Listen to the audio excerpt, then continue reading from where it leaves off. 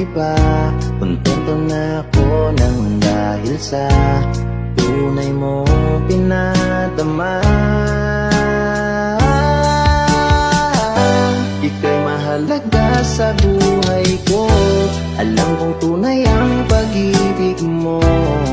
Hindi ko hahayaang masasayang lang ito.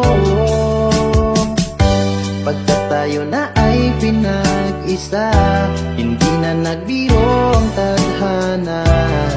Walang hanggang pag-ibig na sa ating dalawa ay tunay ng pinadama.